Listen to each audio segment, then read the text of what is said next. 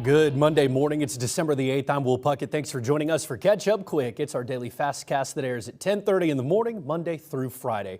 We begin with KPD asking for your help this morning in finding a missing and possibly endangered teenage girl. Police say that 17-year-old Janiyah Mooring ran from the area of East Tennessee Children's Hospital last Friday. She was last seen wearing gray sweatpants, a gray jacket, and no shoes. She currently has short blonde hair. KPD asks if you see her to call 911.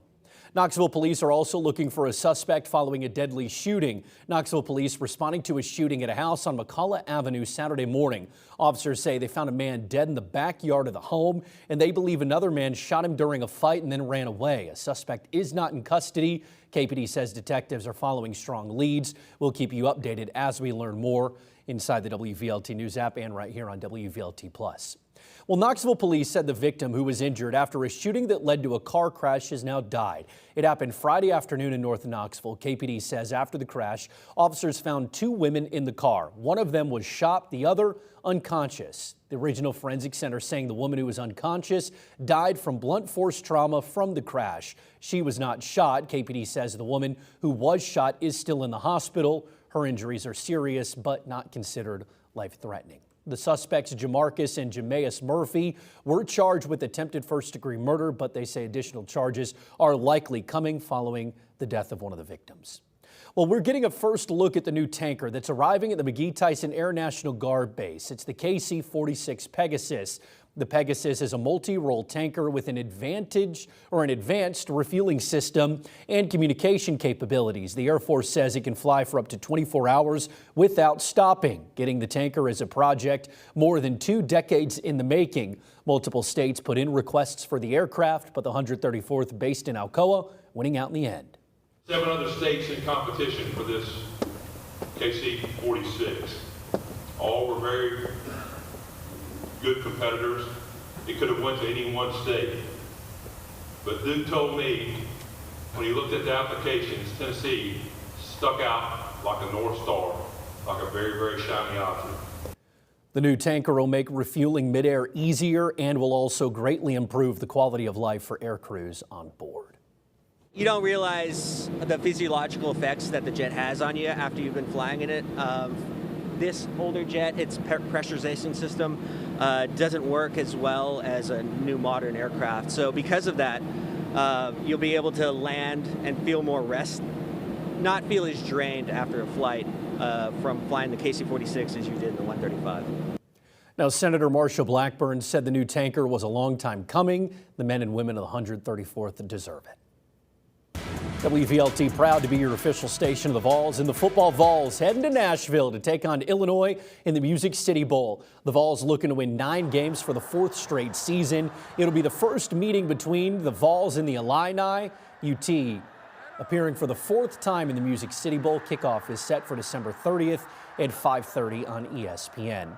And then the field is now set for the college football playoffs. Here's a look at the bracket. Indiana, Ohio State, Georgia, and Texas Tech getting the first round byes as the top 4 seeds.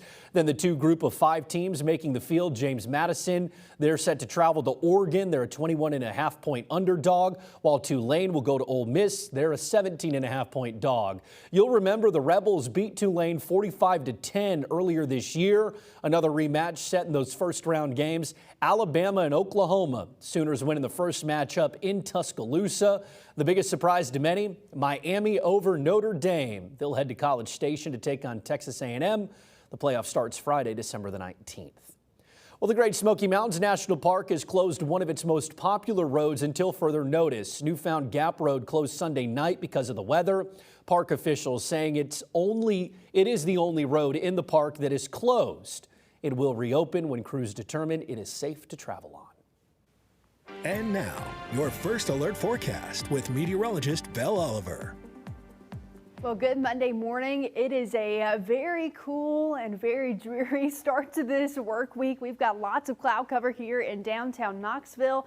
We saw the sunshine yesterday afternoon, but like I said last night, the clouds quickly returned. And we're also watching for a few snow showers. Now, a majority of the snow is back towards Virginia and West Virginia, even parts of really eastern Kentucky, but there are a few snow showers starting to push on through, especially across the Cumberland Plateau, very light in nature. temperature really towards Williamsburg and La Follette. We have showers back towards Morristown and Newport as well, and then some more snow showers up towards Bristol and Johnson City.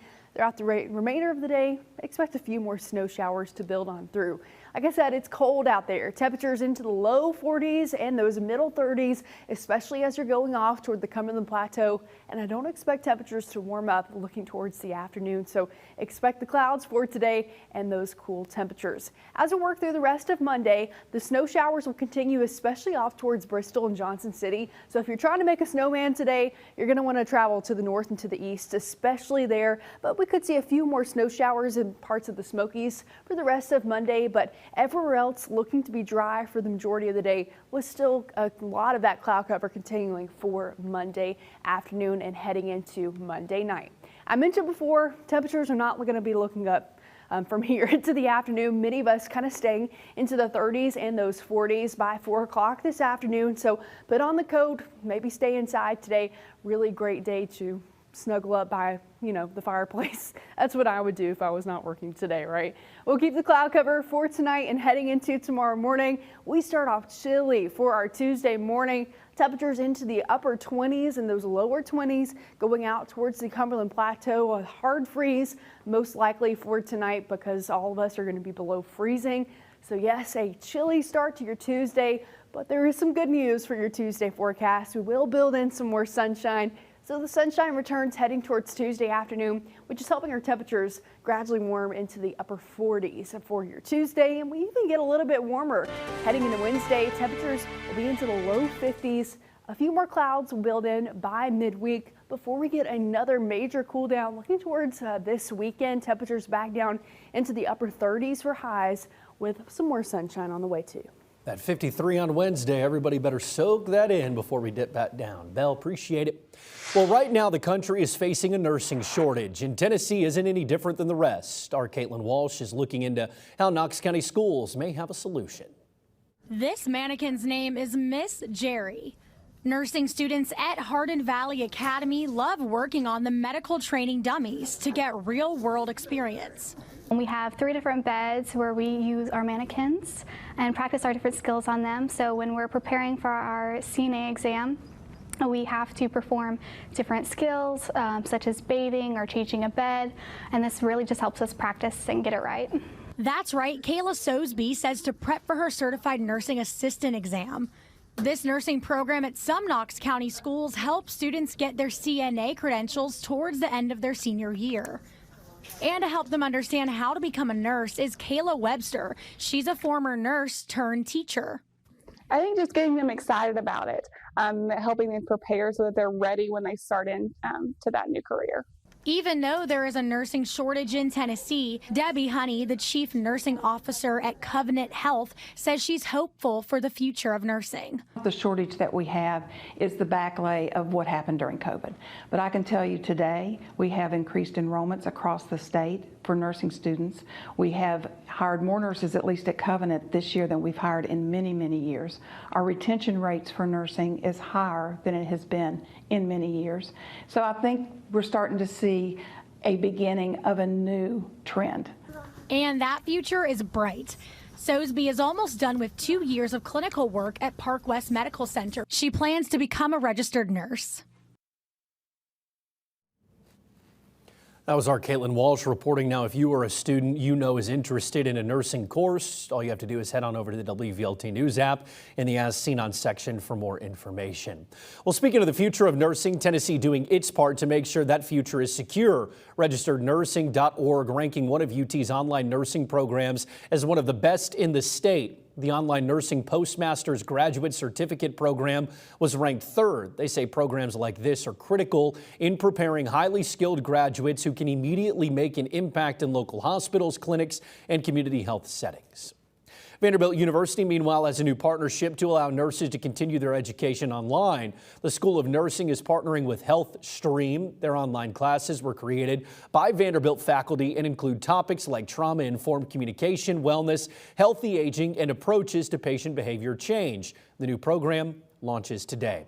Now, this past Friday was the Gatlinburg Christmas Parade, and while our team was there, we were packing up actually, we saw this black bear eating right out of the trash can and ripping apart trash bags right after the parade. You can see it sorting through that trash in this video.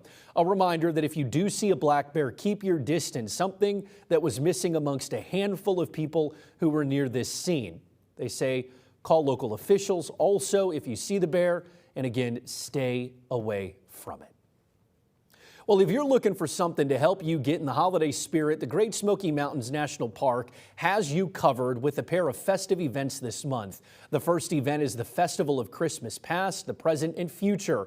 It's happening on Saturday from 10 to 2 at the Sugarlands Visitor Center. Guests will learn about the region's heritage from park rangers, volunteers, and artists. They will also get to enjoy live music, walk through a display of Christmas trees from past decades, and take part in holiday crafts. The National Park is also hosting a holiday homecoming on December 20th at the Econo-Lufty Visitor Center. Organizers say there will be various holiday-themed activities for all ages to enjoy. The event will then end with some traditional music and caroling. Both events are free and open to the public.